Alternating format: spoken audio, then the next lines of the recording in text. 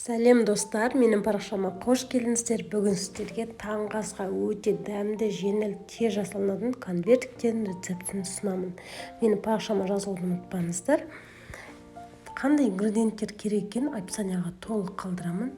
Ең алдымен окорочканы мен етін алып аламын.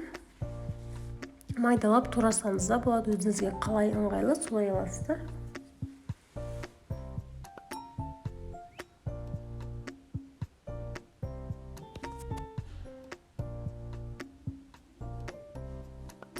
Турап салсаңыз да болады.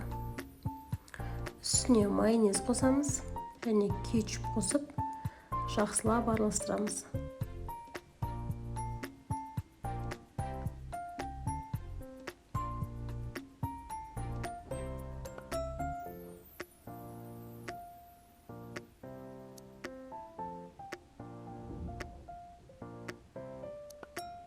Чеснок қосамыз.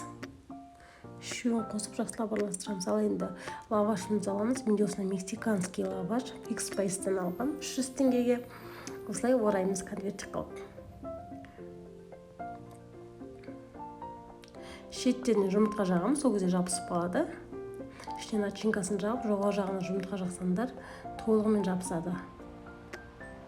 Жабыстырасыздар осылай. Біріктіреміз. Солай барлық конвертиктерімізді осылай жасап шығамыз.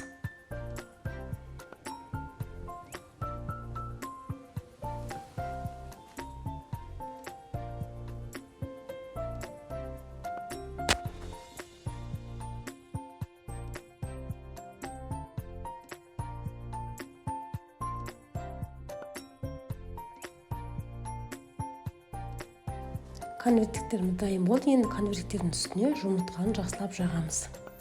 Мен барлығын толықтай жағып шықтым. Пешімізді қыздырып, майымызды құямыз. Үстіне осы конвертиктерді саламыз. Осылай қуыра бастаймыз. Жақсылап қызартып пісіріңіздер. Мына осылай.